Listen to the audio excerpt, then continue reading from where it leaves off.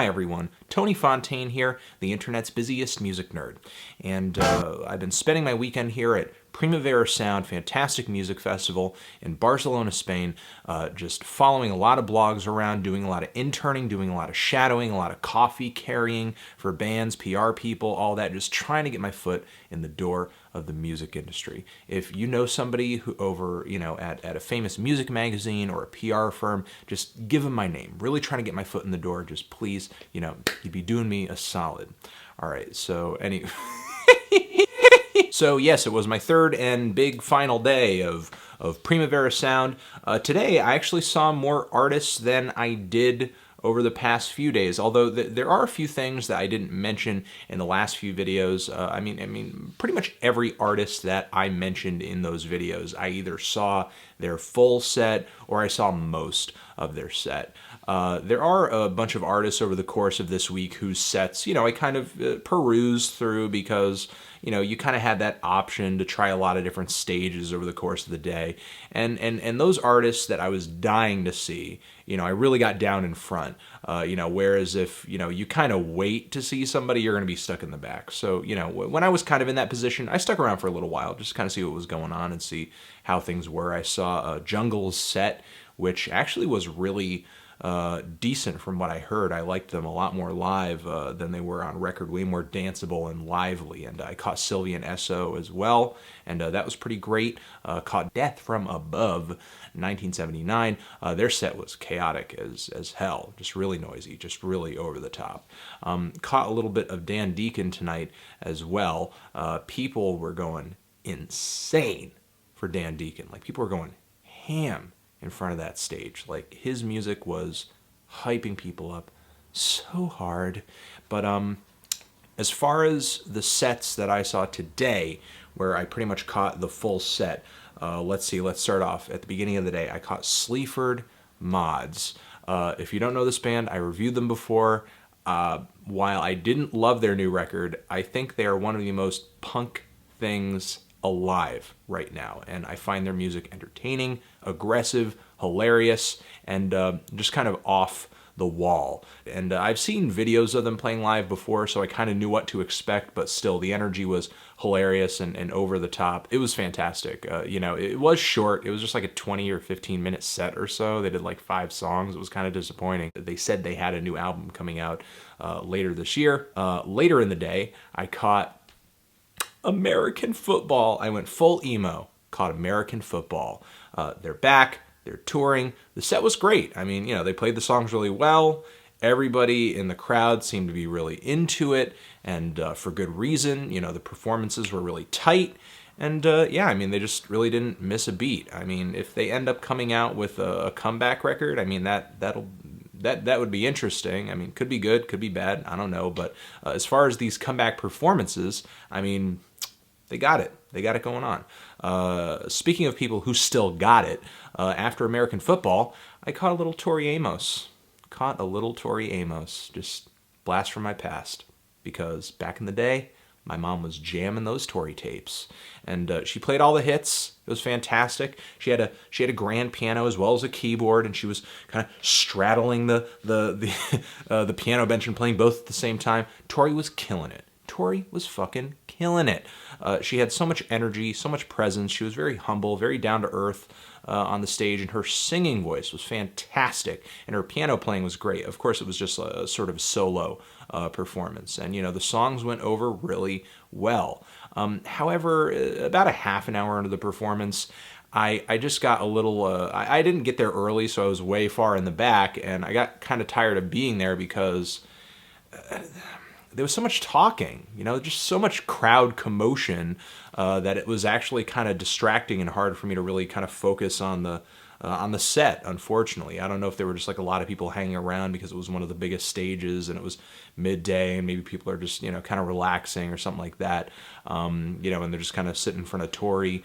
Obviously not everybody around was a diehard, because it seemed like, most people around were kind of just commiserating and, shooting the shit, as opposed to, kind of paying attention to this immaculate performance. If I had been closer, it probably wouldn't have been as distracting, but, there was a serious just commotion going on with the crowd toward the back where I was that just made it hard to, concentrate on it.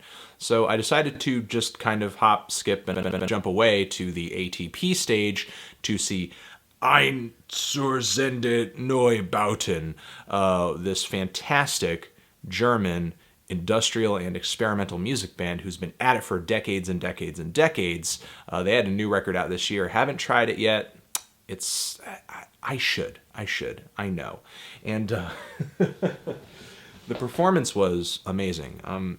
Easily one of the most fun performances to watch and listen to as well. I mean, they had all guns blazing in terms of just stage apparati. They had they had like industrial drums that were plastic, as well as like metal ones and cymbals that looked like at one point they had been like saw blades, PVC pipes, a radio. Also, the guitar player was taking a metal vibrator and using it as a slider on his guitar. There's also a point at which, all of this stuff is mic'd, so it's amplified out into the crowd. We had like this crazy spinning metal device that was kind of being played with sort of these metal brushes, and the device would kind of drag against the metal brushes and create a tone. There was also a point at which this big bucket, sort of suspended high above the stage, was dropping like scrap metal, and that was mic'd. So you heard the scrap metal falling as the band was delivering other types of instrumentation. So I mean that's industrial music for you. Just all this clanging and banging and just a lot of sonic texture. And of course, as they are on the band's records that I'm familiar with, the vocals are incredibly dramatic, poetic lyrics, just really surreal, twisted stuff. And the lighting presentation was fantastic too. It wasn't sort of colorful like a lot of other bands I've seen this week. They just pretty much had the bright white LED lights just blasting like almost the whole set. And it was lit kind of like a nighttime construction site, which, given the sound of the set, was very fitting. Following that, I ran down to I think the stage escapes me, but I caught some of Earthless's set, which was just like this continual, non-stop, just psych rock jam with just tons of soloing guitars and grooving bass and drums. And it was like the part of every psych rock song from the 60s where the drums, the guitars, and the bass just get really intense and there's guitar solos, except there was like almost no point at which that kind of broke down into something else. It was just that continuate moment, that moment continuously, but just kind of different flavors and versions of it as the band would progress along. People were going insane for that set as well. And then the last thing I ended up seeing to sort of close out the day, and I sort of ended up seeing this accidentally. I thought I was going to see a new band. I thought I was going to see another band there entirely, but I think I kind of cut out a chunk of my schedule by accident when I was kind of putting it on my phone. But I saw Tune Yards. Again, pleasant surprise. And maybe the best way to end the night, because I hadn't seen the band yet, and unconsciously so. I did a pretty great job of just not seeing almost any acts that I had seen before this week. I think the only act I'd seen before that I saw this weekend was Sun. There were some artists that I wanted to see that I wish I could have, but still, despite that, I felt like I personally had a pretty freaking action-packed week between seeing all the artists I saw and meeting all the people that I met, who watched the show. If any of you are watching now, thanks for coming up and saying hi. It's, it's fantastic to meet you, and thanks for watching. So pretty cool festival weekend. Yeah! Anthony Fantano, Primavera. Oh, I should say really quick that the Tune Yards set was really awesome. Meryl Garbus, great singer, fantastic, energetic performer with a beautiful aura around her. And the vocalists as well as the side stage percussionist she had with her as well were great.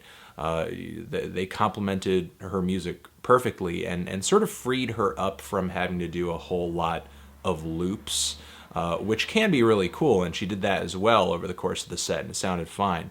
But with these extra sort of collaborators on the stage, the songs from her new record, from her last record, had more of a just live, vibrant, in the moment feel, which was really great.